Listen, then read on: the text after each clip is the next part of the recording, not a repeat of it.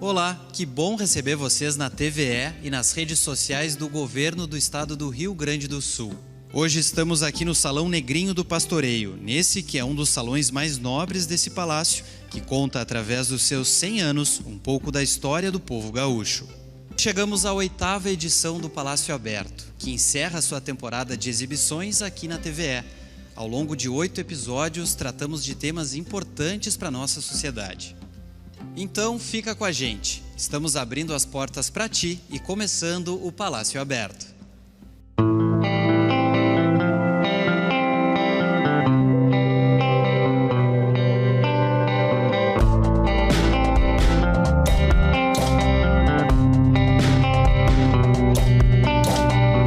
No programa anterior, abordamos a sustentabilidade, fazendo um alerta sobre a importância da preservação do meio ambiente. Estiveram conosco para esse bate-papo a engenheira Daniela Cardial, o consultor jurídico Marcinho Fernandes Rodrigues Júnior e o engenheiro agrônomo Domingos Antônio Velho Lopes. Inclusive, você pode acessar esse e outros programas no canal do YouTube no Governo. 2021 chega ao fim e o momento é de deixar para trás o que passou e enfrentar novos desafios e perspectivas. Por isso, o Palácio abre as suas portas para discutir como será o mundo pós-pandemia, o que aprendemos e como vivemos esse período de afastamento da sociedade, e também quais as perspectivas para 2022. Hoje estão conosco aqui para esse bate-papo a Cíntia Molina Bastos, que é médica de família, mestre e doutoranda em epidemiologia, diretora do Centro Estadual de Vigilância em Saúde. Olá, Cíntia. Oi, um prazer estar aqui, muito obrigada pelo convite. Fernando Cruz é doutor em Economia, pesquisador em Economia do Departamento de Economia e Estatística, coordenador do GT de Atividade Econômica do Comitê de Dados do Rio Grande do Sul. Prazer, Fernando. Prazer, pessoal. É um privilégio estar aqui hoje para dividir com vocês um pouco esse espaço e a gente conversar sobre esses anos tão desafiadores, né? Legal. André Bendel é psicanalista e médico de família e comunidade, mestre em saúde e desenvolvimento humano, coordenador médico da Secretaria Municipal de Saúde de Osório. Muito agradecido pelo convite, por estar na presença de pessoas importantes para conversarmos sobre o tema e num ambiente assim muito sofisticado e agradável. É isso aí, a gente aproveita para falar que estamos todos sem máscara, porque estão todos vacinados, o ambiente é controlado, estamos com distanciamento e o assunto que a gente começa esse programa de retrospectiva, né, de reflexões sobre 2021 é exatamente a vacinação, a pandemia. Cíntia, tudo começou em janeiro, né, a vacinação dos gaúchos, depois de muita expectativa, começa lá em janeiro, parece até que faz mais tempo, né, mas não, foi em 2021. E eu lembro de você chegar no Hospital de Clínicas aqui de Porto Alegre com as primeiras doses. Conta um pouco para o nosso público como que foi viver tudo isso, assim, essa emoção da chegada da esperança para os gaúchos. Pois é, falar de sentimentos, que é uma coisa que todos nós vivemos de forma intensa, né? Eu que sou do corpo clínico do Hospital de Clínicas, né, cedida por um trabalho na vigilância, acho que eu nunca imaginei entrar no hospital naquele momento com algo tão simbólico, porque ao mesmo tempo que eu lembro de um ano antes a gente se preparar pensando em insumo, em exame, em como organizar, como separar fluxo, separar elevador e ver o medo das pessoas em relação àquilo ali, ao mesmo tempo que tu está com medo, saber que tu tem que trabalhar, assim como outros trabalhadores, né? A imprensa fez isso, o pessoal da limpeza fez isso, segurança. Era aquela sensação de chegou a luz no fim do túnel, né? A incerteza está um pouquinho mais longe daquilo que a gente estava vivendo.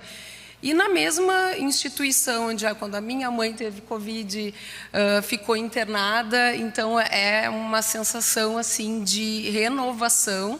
Eu acho que o subir aquela escada e pensar assim, meu Deus, simbólico, e é o primeiro passo de um passo longo. Não podia nunca dizer, quando a imprensa perguntava, né, quando é que a gente vai tirar a máscara? Eu dizia, calma, calma. Mas a gente já está enxergando a luz. E agora, um ano depois, que realmente parece quase uma década, a gente vê cada vez mais a luz perto, né? Talvez não tão perto quanto todo mundo gostaria, mas agora muito mais, um terreno mais sólido, concreto, mais certezas do que incertezas. E a partir dali começa uma logística especial, né, para que as vacinas chegassem aos gaúchos, a todos os municípios. Isso era um desafio muito grande. Como que foi para tornar isso uma realidade, né, para que a vacina não ficasse muito tempo dentro de um isopor, e sim que ela fosse até o braço dos gaúchos, né? Essa logística, toda uma preparação, mas no momento que ela passa a acontecer, eu acho que também é um momento muito importante, né? Na realidade, o lado de trás, assim, que as pessoas pouco enxergam, né? É a gente conseguir estimar, né, número de seringas, número de agulhas. Aí vem o imunizante novo que diz, não, mas esse não pode mais ser essa seringa. E aí todo o planejamento, tu pensa, ainda bem que tinha o plano B. Tem toda uma questão da logística dos municípios que foram muito parceiros, assim, eu não tenho nem dúvida de que não existe um vitorioso. A gente tem um grupo de pessoas que se uniu, cada um fazendo a sua parte, juntando esforços, sofrendo junto para que o município conseguisse fazer isso dentro da sua velocidade, no seu horário, com a sua realidade, e o Estado tentando organizar da melhor forma possível para que chegasse rápido, e lá na ponta tentando tirar dúvida. Então eu acho que foi uma rede que sempre existiu, que o Rio Grande do Sul é pioneiro, a gente tem um povo com ótima aceitação e que se fortaleceu cada vez mais. A gente conseguiu aumentar a rede de frio, as pessoas, a gente vê na imprensa as pessoas falando CIB, COSEMES, que são termos tão da saúde, e os jornalistas já entender que os secretários de saúde se unem e pactuam as coisas, decidem coletivo. Ver isso chegar na população que é usuária do sistema de saúde, que começa a entender, é passar conhecimento, e quanto mais conhecimento a gente tem, mais a gente tem capacidade para tomada de decisão, que é o que a gente precisa hoje da população, né? Capacidade de tomar decisão sobre o seu risco, sobre a sua segurança e sobre como retomar a sua vida.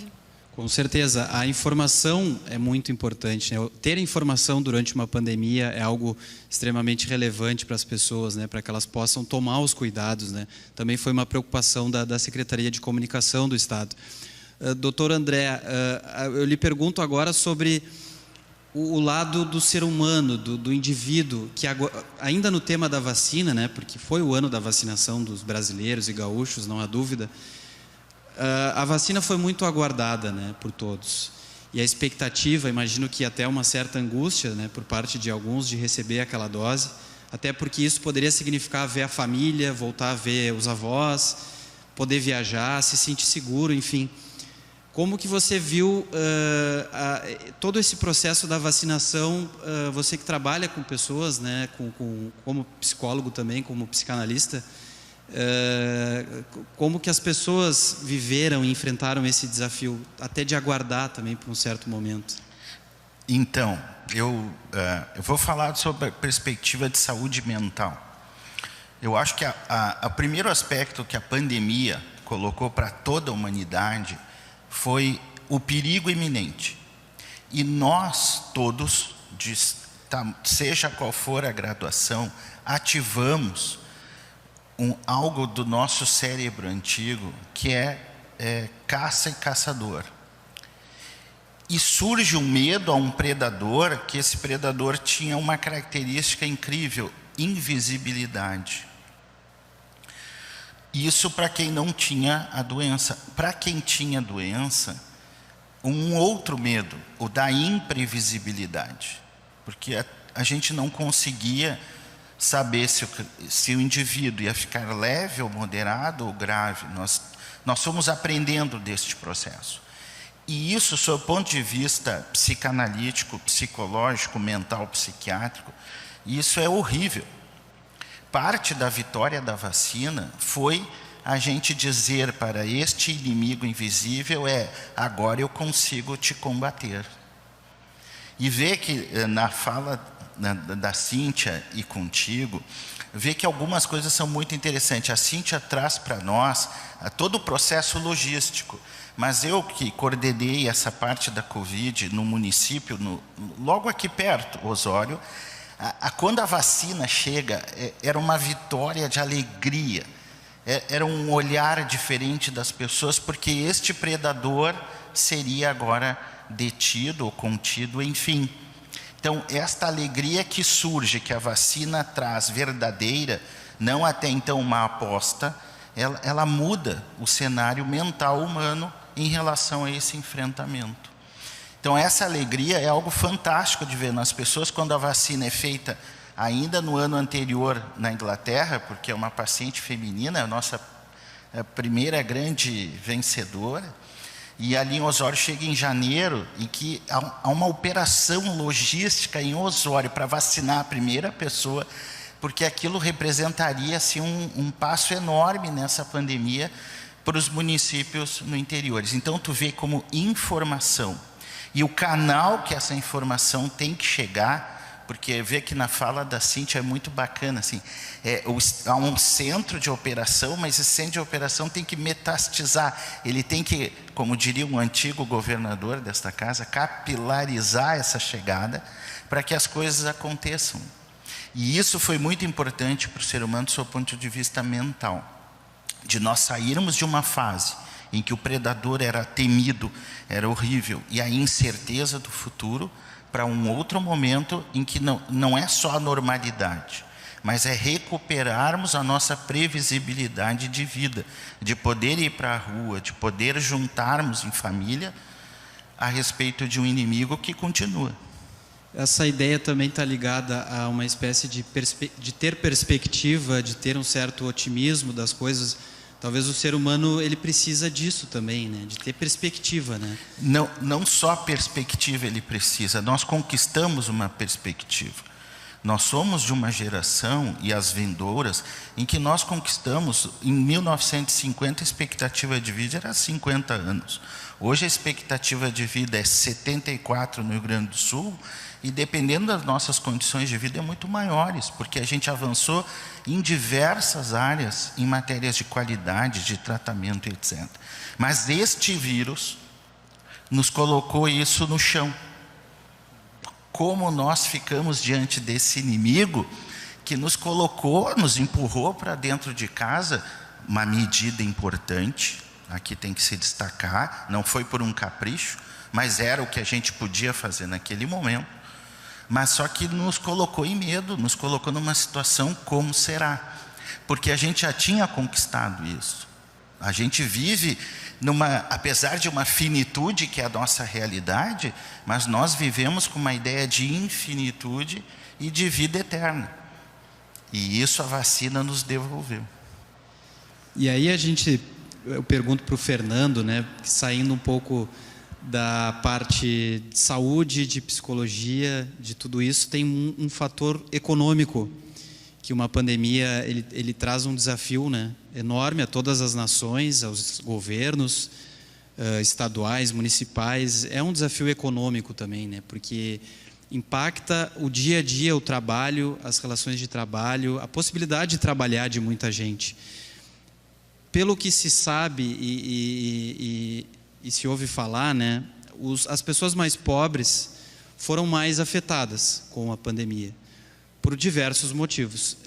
É mais ou menos por aí mesmo? E por quê? Perfeito.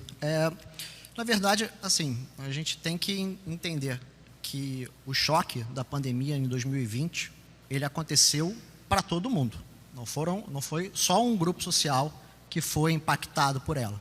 Todos foram afetados. Ricos, pobres, pessoas mais velhas, pessoas mais novas. Mas, de fato, alguns sentiram um pouco mais do que outros. É o caso das pessoas mais pobres. De imediato, né, principalmente naqueles primeiros meses em que o isolamento foi mais forte, as pessoas que vivem na informalidade, por exemplo, né, que vendem bala na rua, cachorro-quente, etc., essas pessoas, elas perderam a sua pouca renda, né, durante um determinado período. Isso não aconteceu só aqui no Rio Grande do Sul, não aconteceu só no Brasil, aconteceu em todo o mundo. Agora, o ponto é que os governos também estavam cientes de que isso aconteceria. Houve uma injeção de recursos para contrabalançar esse processo e, na verdade, vingou, porque o que a gente viu foi uma queda muito abrupta e muito rápida da atividade econômica, né, ali principalmente no meados de março, abril, e a partir de então a gente vê uma recuperação também bastante veloz, né, que o ministro Paulo Guedes gosta de chamar da recuperação em V. De fato, a gente teve aí uns meses do segundo semestre, principalmente de 2020, com uma atividade econômica bastante aquecida. Qual que foi o problema? O problema foi que, apesar dessa demanda que foi impulsionada por esses recursos, a gente teve também uma desorganização da oferta, da estrutura de oferta. As cadeias produtivas globais, elas se desarticularam, certo? Então, o que a gente vê hoje, pelos problemas de cadeia logística, é uma demanda que está crescendo, né, ainda cresce um pouco, e que está sendo embarreirada por essas questões de oferta. Então, a gente tem atrasos hoje de produtos, né, de fornecimento, a gente tem escassez de insumos, e isso tem afetado, de maneira geral, a macroeconomia como um todo, né? O principal problema, mais visível, pelo menos, é esse aumento da inflação que ocorreu nos últimos meses.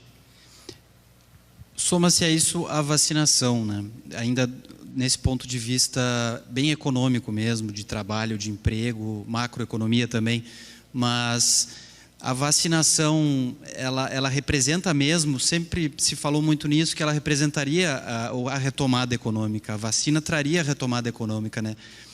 Não apenas só a saúde em primeiro lugar, mas com a saúde estabelecida, seria uma oportunidade daí sim de uma retomada forte econômica.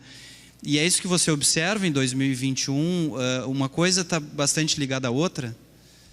Eu não tenho dúvida de que a vacina é o principal remédio para a gente voltar à normalidade que a gente tinha até 2019. Afinal, o choque econômico, o principal deles, pelo menos, foi a pandemia. Então, para reverter esse choque pandêmico, né, a única solução é a própria vacinação. E o que a gente tem visto isso, principalmente no caso dos setores de serviços, que foram muito afetados ali nos primeiros meses, né, com o fechamento dos estabelecimentos, a gente vê que os serviços eles demoraram mais a se recuperar do que a atividade como a indústria e o próprio comércio. Por quê? Porque havia o medo também das pessoas voltarem a circular. Não é simplesmente por um comando do governo abre e fecha que as pessoas vão voltar a circular e a consumir. Então, na medida em que a vacinação permitiu o afrouxamento do isolamento e, portanto, a volta da circulação e a volta do consumo, principalmente de bens e serviços, e aqui eu vou dar o exemplo de alojamento e alimentação, porque foram setores realmente muito afetados durante esse período, a gente tem visto uma recuperação bastante grande, principalmente no ano de 2021. Então, eu não tenho dúvida, a vacinação continua sendo o principal caminho para a recuperação econômica. Perfeito. Cíntia, voltando para uma questão governamental, né? Você que tem muita experiência vendo o lado de governos, né? O que governos podem fazer, o que o setor público está fazendo. O que será que fica de aprendizado para o setor público como um todo, assim, de uma maneira mais geral, com tudo isso que a gente viveu com essa pandemia, né? O que no início se falava muito em uma operação de guerra, né? Era como uma operação de guerra que, por exemplo, no Brasil não havíamos vivido ainda algo desse tamanho, assim. Como é que você vê essa questão? Olha, eu prefiro crise humanitária, né? Eu acho que, na realidade, foi exatamente isso que a gente viveu.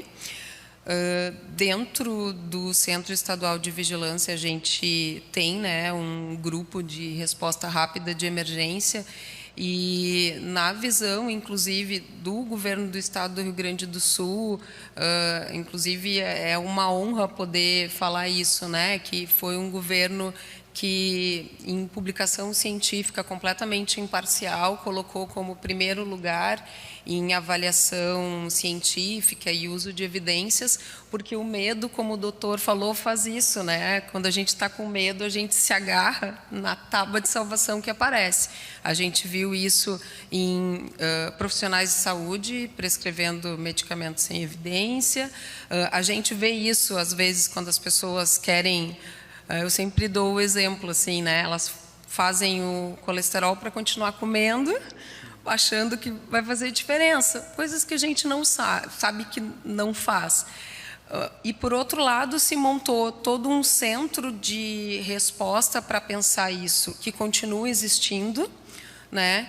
E é importante ficar claro, eu acho que para a população, para a comunidade científica, para outras áreas, como a gente estava falando agora, que quando a gente fala de crise humanitária, por exemplo, se tem muita evidência sobre qual é a forma ideal de comunicação, por exemplo, né?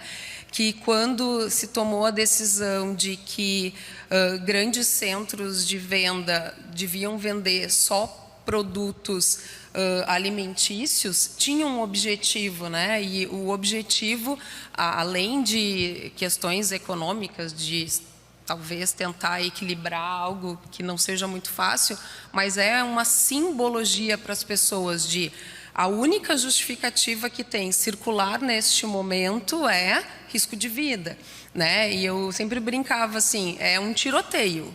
Por que eu sairia de casa num tiroteio? Então, porque era um risco de vida. A partir do momento que a vacina consegue diminuir o número de doenças graves, que a gente tem leito, ou seja, as pessoas serão atendidas de forma digna, não vai a zero o risco de ter a doença, até porque a gente ainda tem muito vírus circulando, mas a gente tem pelo menos uma garantia de tratamento digno, humano, e que isso permite que se volte, né, a reestabelecer os movimentos econômicos e que as pessoas não tenham mais que decidir entre morrer de fome ou morrer de Covid. E eu acho que deixar agora uma resposta cada vez mais pronta e imediata para isso em saúde pública talvez seja a grande herança que, pelo menos, o Estado do Rio Grande do Sul vai deixar para a sua população. Outro ponto importante também é a gente pensar um pouco sobre como funcionou essa integração, né, na saúde pública brasileira, porque a vacina chegou através do SUS, né? E o SUS, ele depende de um governo federal, dos estaduais e dos municípios. Eu pergunto para o doutor André, que viu essa realidade de perto no município de Osório, né? Se você acha que essa integração e talvez até valorização da saúde pública através do SUS, isso é um legado dessa pandemia, como que funcionou dentro do município essa integração para que a vacina chegasse, mas não só a vacina, né? A gente fala de leitos, a gente fala de equipamentos, a gente está falando de todo o combate à pandemia, né? O SUS já é legitimado como uma política de Estado, mas com certeza que o combate, ou lidar com essa crise humanitária, em respeito à doutora Cindy, gostei muito dessa expressão, o SUS mostrou a sua importância. E aqui eu posso citar algumas coisas. Nós vamos pegar aqui no início da pandemia, a importância do trabalho do ministro Mandetta, daquela equipe em todo dia ir para a televisão e aceitar a pergunta, e responder, e tranquilizar a população. A minha mãe, que não é muito interessada em nada, ela não perdia as coletivas porque ela dizia, aquilo me tranquiliza. Então, vê como a importância do gestor do SUS e com conhecimento chegar à comunidade e usar adequadamente a ferramenta da comunicação. Quero aqui destacar o excelente trabalho que o governo do Estado do Rio Grande do Sul fez nessa pandemia, e cito principalmente depois da queda do ministro Mandetta, depois da crise entre a presidência e o Supremo de quem é que ia mandar na pandemia, a importância que o governo do estado foi, não, no Rio Grande do Sul seremos nós, a organização do COI estadual, em determinar os municípios o que fazer. Inclusive vem o trabalho aí do sistema das bandeiras, etc., mas a importância de dizer para os municípios lá na ponta como a gente pode seguir ou como não seguir. No COI de Osório, por exemplo, nós seguimos muito a cartilha do que o COI do estado foi nos determinando. De vez em quando tínhamos que adaptar algumas coisas por realidade, por especificidade, mas a importância, e isso foi o SUS. Esse processo todo se conseguiu por vigilância epidemiológica, por vigilância sanitária, por organização de centros de COI local, COI municipal, para que a gente pudesse lidar com essa crise. Porque nós temos um efeito colateral da crise, que deve ser, e a gente deve falar mais, as fake news. O negacionismo. Foi mais difícil combater isso, e ainda é, do que até o vírus, sejamos aqui sinceros. E a importância da atitude de governo, da atitude de Estado, do SUS, em chamar para si essa responsabilidade e não deixar para que a periferia fizesse como queria.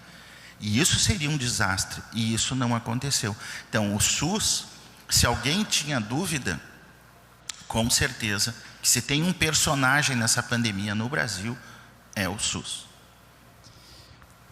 Também temos um aspecto bastante relevante, que foi o trabalho da ciência, né? Não só da ciência, o ato de atuação da ciência, do cientista, de quem estava produzindo uma vacina, ou pensando nisso, mas o símbolo da ciência para as pessoas, né, para a população.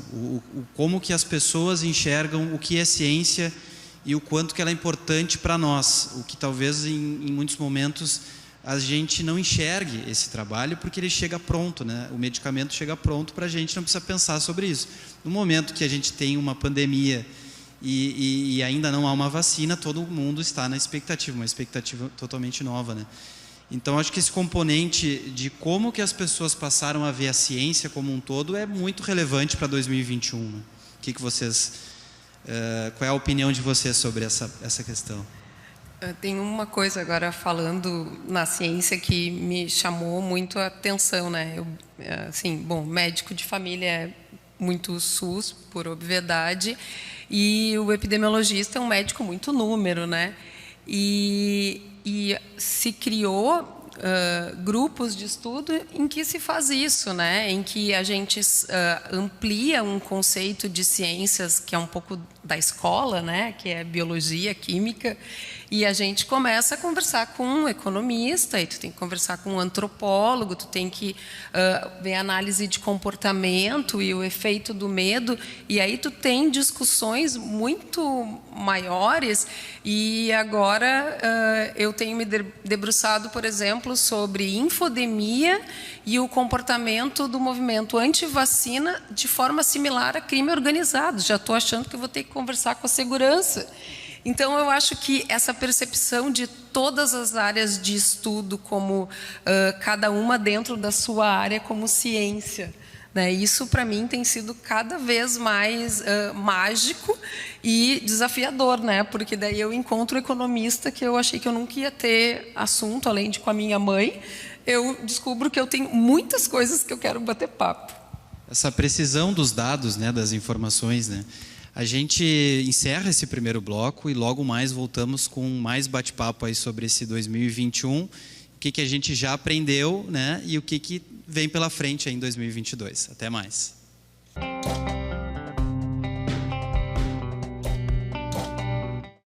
Voltamos com o Palácio Aberto, com esse bate-papo sobre 2021, né, o que temos a aprender com esse ano tão intenso que todos estamos vivendo.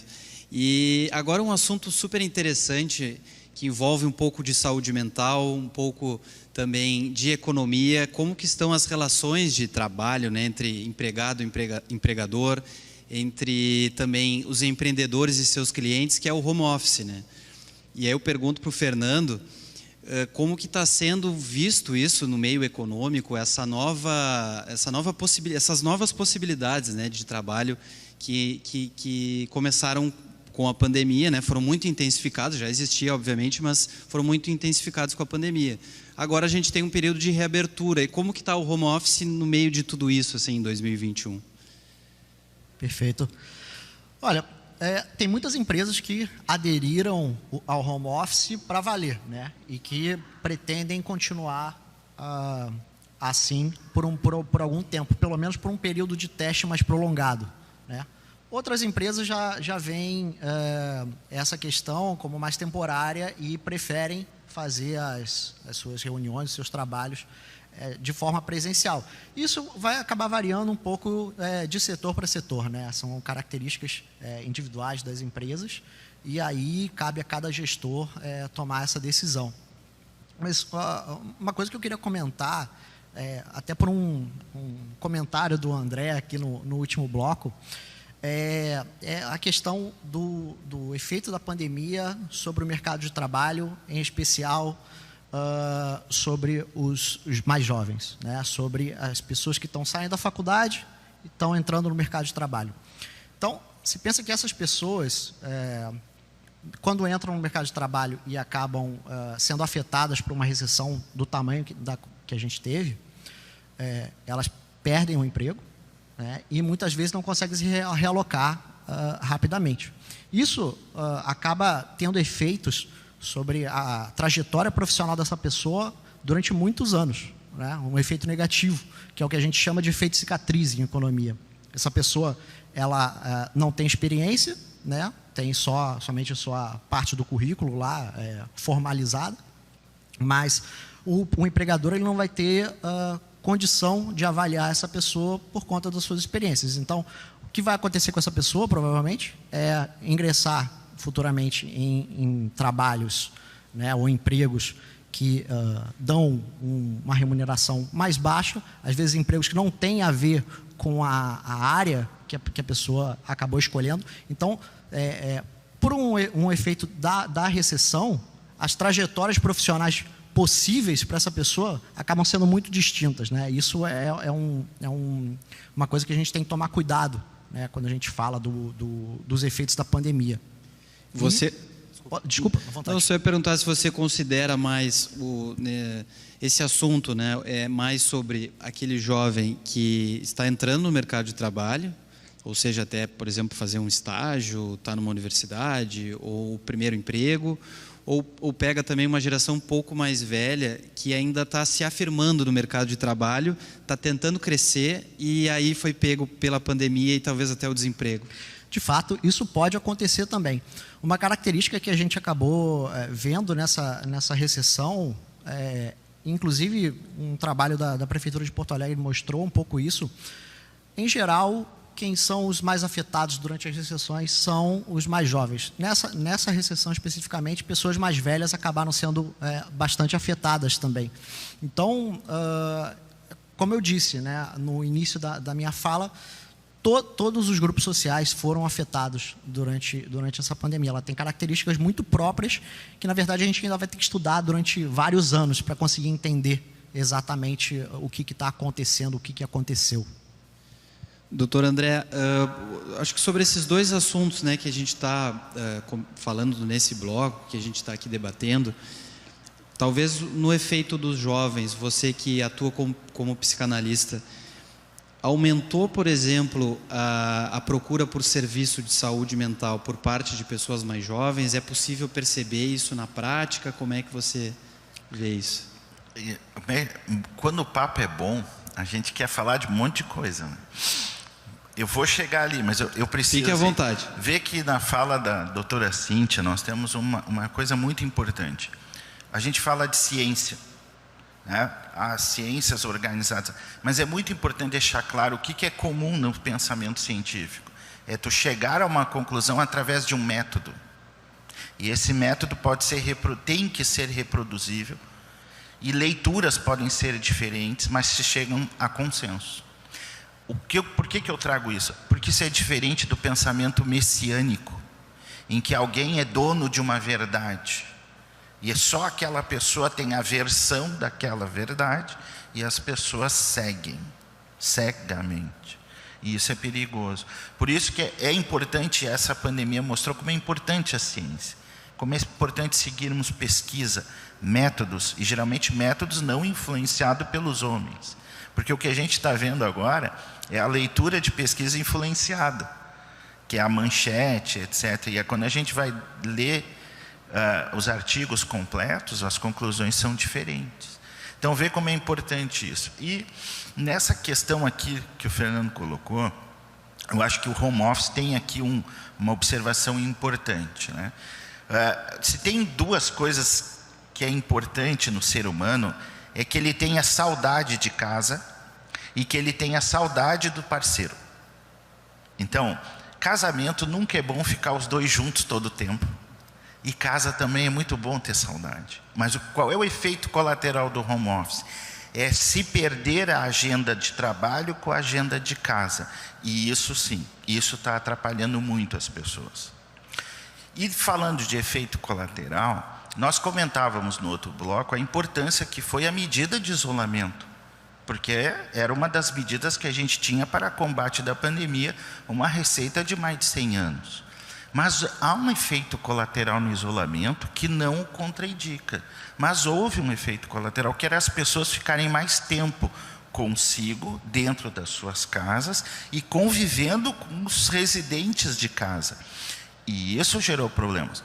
Agora, nós temos que fazer uma leitura muito assim. Nós entendendo que a pandemia no início ativou o medo entre caça e caçador, e isso gerou alterações emocionais, mas não quer dizer que houve aumento de doenças. A gente está vendo através de várias revisões sistemáticas com meta-análise que até o suicídio em muitos países não aumentou, mesmo no período de isolamento nesta pandemia. Mas o que houve sim, muitas alterações emocionais, principalmente no grupo mais jovens. E isso sim. Agora, uma coisa eu vou te dizer, querido, conversando com muitos colegas, desde criança até idosos, a procura foi enorme. E nós vamos viver agora um aspecto interessante, porque nesse processo de reabertura, em que a gente está podendo nos encontrar presencialmente, as clínicas de saúde mental, os CAPs da rede de atenção de saúde, estão recebendo uma gama intensa de pacientes com alterações emocionais importantes para viver esse novo momento. Esse novo momento que a economia também propicia. Porque conversava com o Fernando anteriormente, além da abertura do mercado, novas oportunidades econômicas estão surgindo. E isso está fazendo que as pessoas tenham que se readaptar muito em muito pouco tempo. E isso exige muito do emocional. Não quer dizer que gere doença emocional, mas gera instabilidade emocional, e aí isso leva à procura de consultas. Perfeito. Esse tema da saúde mental relacionado à pandemia, ao home office, ou até pessoas que já tinham a condição de trabalhar em casa é muito interessante, né? Porque eu acho que também vai da adaptação da pessoa, e a adaptação ser feita às vezes, talvez com algum tipo de acompanhamento, né? Porque não necessariamente em casa a pessoa vai ter as respostas para conseguir se adaptar a essa nova realidade.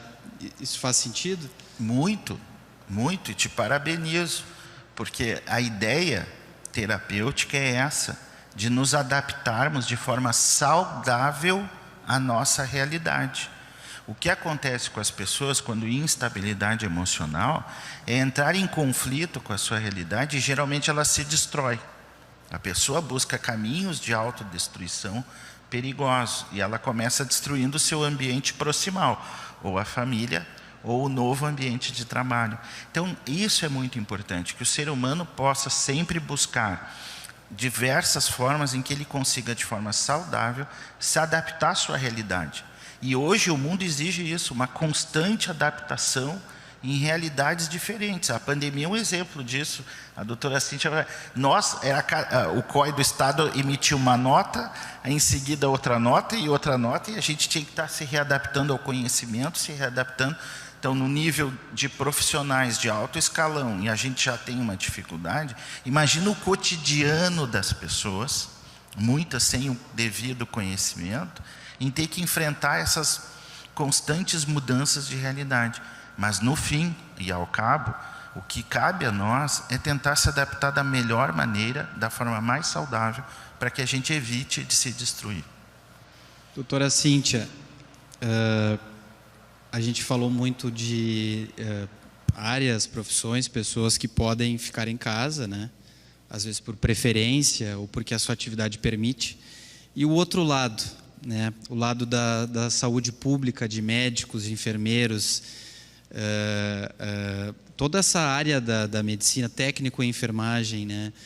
Toda uma área que está por trás, que trabalha tanto no Estado, mas nos hospitais públicos ou privados, postos de saúde, também tem uma valorização dessas pessoas. Imagino, né? A gente está aqui refletindo sobre 2021, o que a gente aprendeu com isso. Será que a gente aprendeu um pouco a entender que algumas atividades essenciais, né, que precisam ser feitas no olho a olho, como, por exemplo, um atendimento médico de urgência, enfim, a sociedade também está valorizando mais isso por causa dessa pandemia? Bom, fiquei pensando aqui.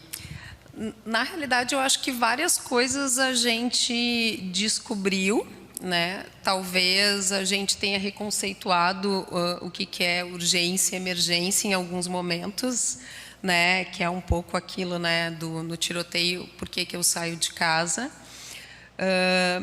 Quando eu tive a oportunidade de montar um ambulatório de consulta remota junto ao Hospital de Clínicas, eu lembro que um estudante de medicina disse uma coisa que me marcou muito. Ele disse assim: impressionante como a gente enxerga quando escuta. E a fala dele era muito interessante, porque ele não via a pessoa, ele estava falando no telefone, mas aí tem o tom, tem a pausa. E talvez como a comunicação nesse momento foi uma coisa que se tornou importante, né? Entre as pessoas em casa que estavam junto e que tem a hora que tu tem que parar e dizer assim, sou eu, né?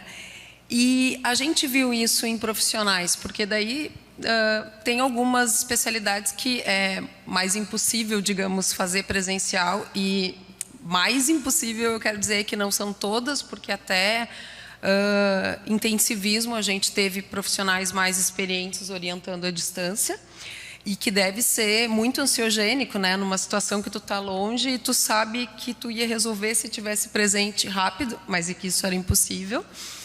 E que se deu talvez um momento de maior valor para abraço, para toque de mão, para esse contato físico.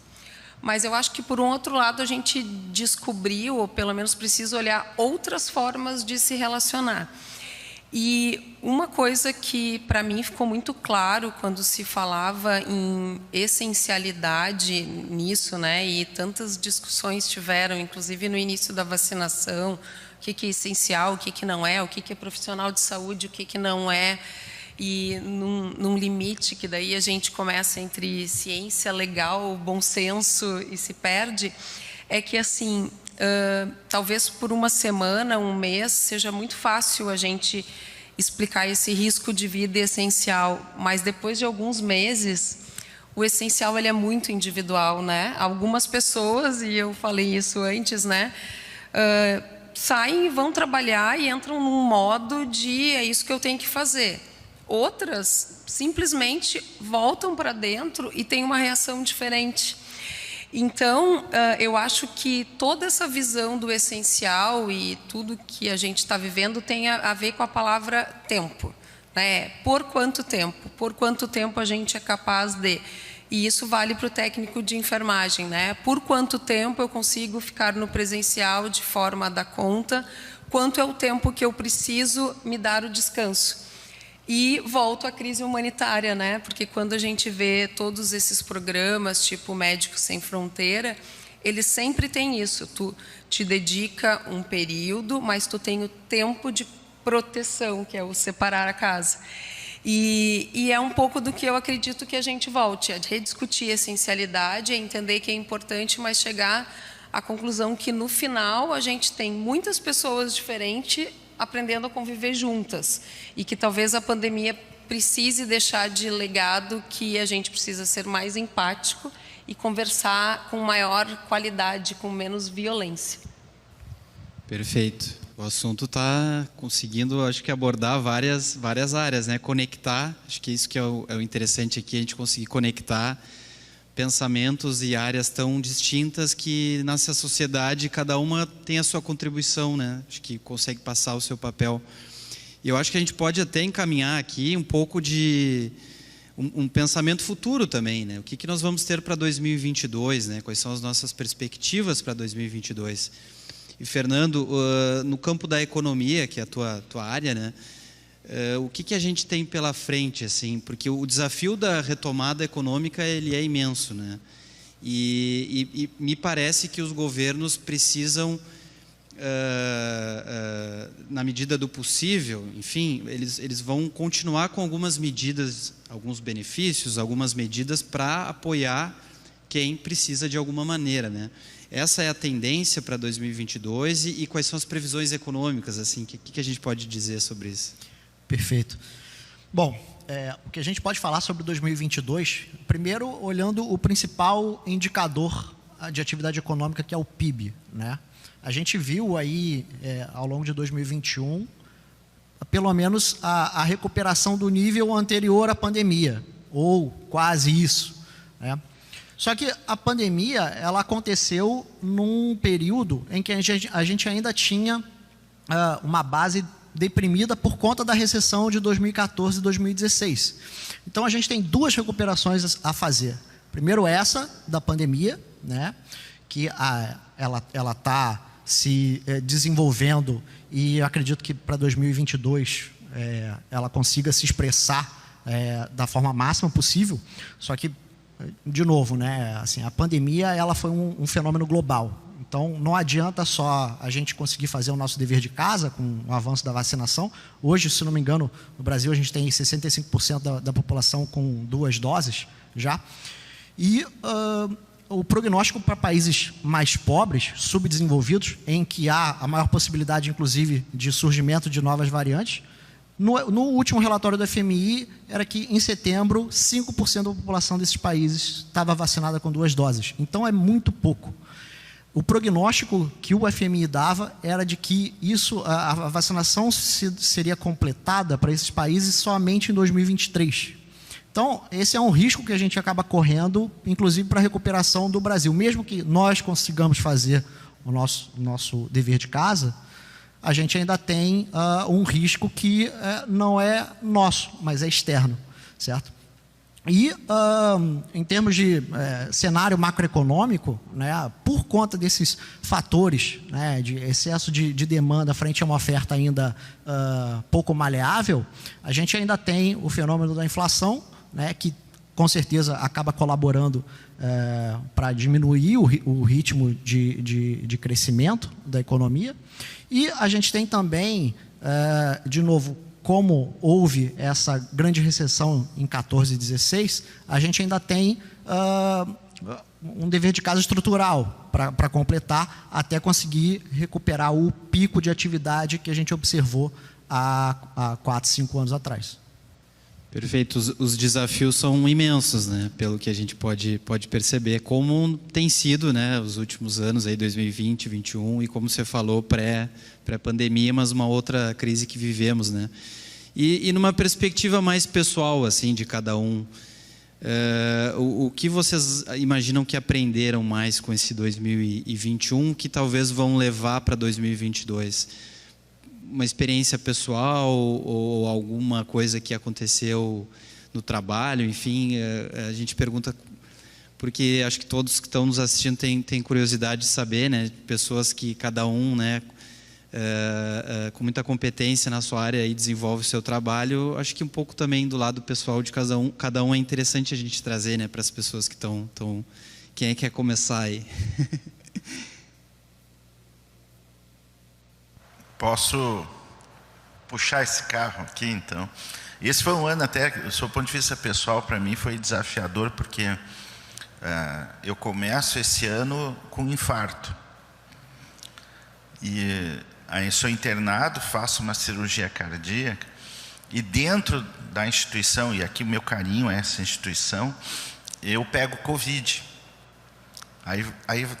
Por isso que eu falei dessa perspectiva do medo do predador e da imprevisibilidade, porque estava eu num cenário em que, com cirurgia cardíaca, pós-infarto, contaminado pelo vírus, dentro de um local que supostamente eu me sentia seguro, convivendo com dia após dia daquele cenário. Muito bem, graças a tudo, a ciência, a Deus, seja lá o que for, as minhas crenças, saio dali, recupero, volto ao trabalho, me sentindo pleno, mas percebendo que eu passando por uma experiência tão impactante, vendo pessoas em experiências diversas muito atrapalhadas. E eu acho que a maior mensagem que eu posso deixar para todos é que a gente tem que buscar lidar com essa realidade, se adaptar a essa realidade de forma saudável, mas achar a nossa forma de conseguir isso para nós, a nossa frequência. Vamos chamar assim de vibração de cada um. Porque a realidade à nossa volta, ela vai nos balançar como um pêndulo. Ela vai nos levar para cantos. É a pandemia, é a economia, é aqui, é acolá. E que nós temos que saber vibrar em todo esse cenário para evitar esse processo que na verdade existe da autodestruição. Eu não estou falando aqui só no suicídio ou na autolesão, mas eu estou falando nesse processo em que a gente vai se deteriorando da vida, perdendo a alegria, perdendo a graça da vida, que é o que nos contagia. Então, eu acho que essa é uma mensagem que eu queria aproveitar esse canhão de audiência, esse espaço que nós estamos tendo aqui. Que cada um procure, por mais difícil que seja, mas que cada um procure ter o seu processo de adaptação, de aceitação ou não dessa realidade, mas para que evite clicar no botãozinho de se destruir. E eu acho que isso pode ajudar a todos nesse processo. Lembrando, querido, e a todos aqui, tem a Ômicron. A pandemia ainda não acabou. Nós é que estamos numa nova adaptação a esse processo, e talvez aqui não é querer falar de um jargão. Nós vamos ter que aprender a conviver com este vírus. O Tedros, o diretor da OMS, ontem dava um discurso: não basta só vacina. Vacina, máscara, afastamento, ventilação natural, todas essas camadas são fundamentais para este processo. Então, veja, é adaptação a esta realidade, mas que a gente não clique no botão do se destruir. Perfeito. Cíntia, por favor. Doutora Cíntia. Não preciso, doutora. Todo mundo até já sabe isso. Puxa vida, acho que nem 2021, acho que 2020, 2021 foram anos assim que nem que eu tivesse planejado escrever uma história eu ia conseguir sobre a minha vida. Primeiro, porque quando tudo começou, pela fragilidade dos meus pais, eu optei por me afastar e eu tinha um filho de 1 ano. Então, eu desmamei, que é uma perda para uma mulher assim muito rápido, né? E escolhi ficar num isolamento, só trabalhando. E chega um momento que 2 crianças não toleram isso muito tempo. E eu abri uma única exceção quando eu saí da linha de frente para vir para uma área um pouco mais administrativa. E a única exceção em que eu vi a minha filha fazendo terapia online foi um momento onde eu contaminei ela e ela contaminou os meus pais, né, porque eles estavam reclusos, e fez a minha mãe ir para a UTI. E eu levei... Eu brinco, ela entrou pela unidade de saúde em que eu trabalhava, funcionou bem bonitinho, chegou bem rápido na UTI, graças a Deus ela sobreviveu e graças aos médicos, eu não tenho palavras para agradecer aos profissionais do Clínicas, a psicóloga que nos acompanhou e que teve assim uma sensibilidade.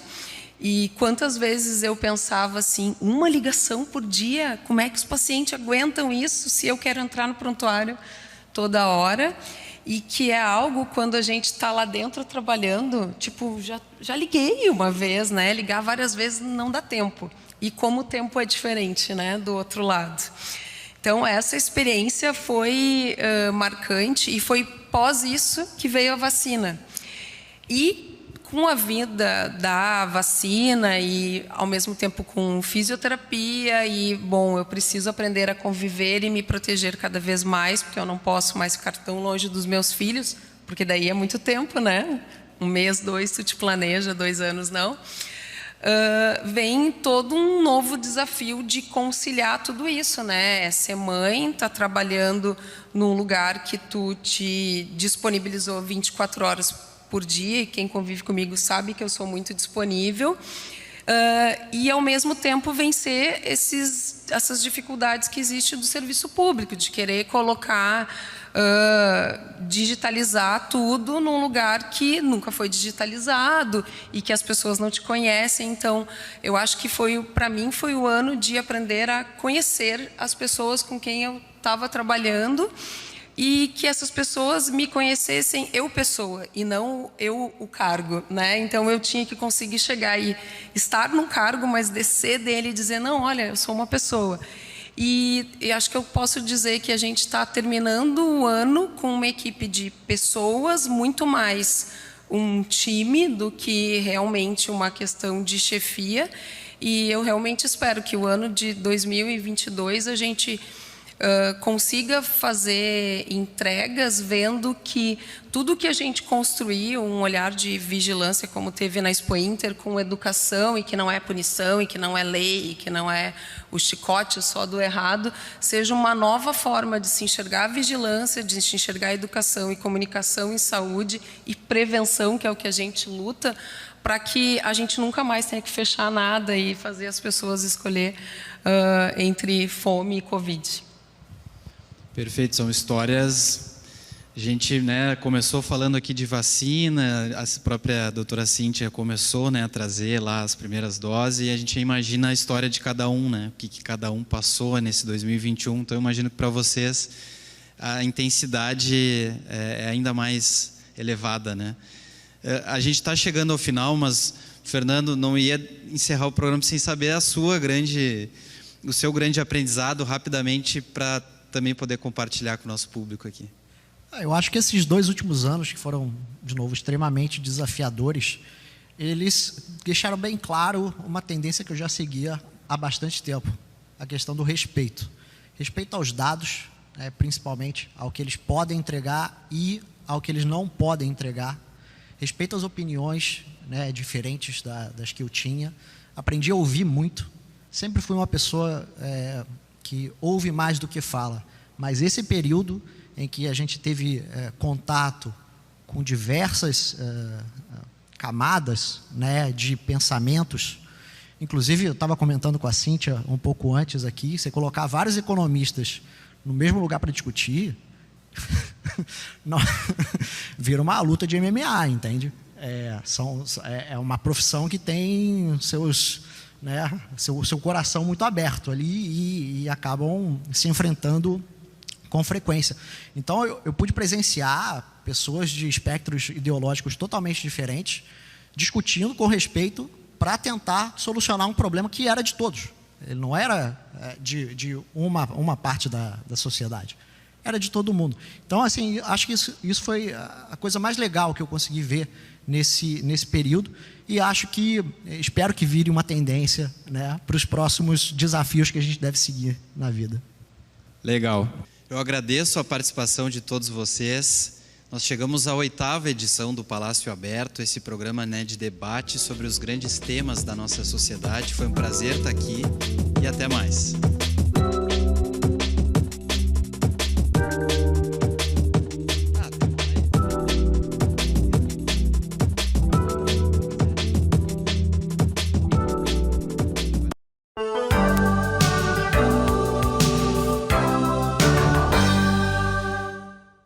A Câmara de Vereadores de Passo Fundo está sempre ao lado da comunidade e, para manter esse compromisso, foi pioneira em implantar o sistema online para as reuniões e plenárias dos vereadores. Projetos importantes já foram votados, como a contratação de mais profissionais para a área de saúde e a aprovação da liberação de R$3.500.000 do orçamento do município para fazer frente ao coronavírus. Foi criado também um fórum permanente para debater sobre a Covid-19. Câmara de Vereadores, a casa dos grandes debates.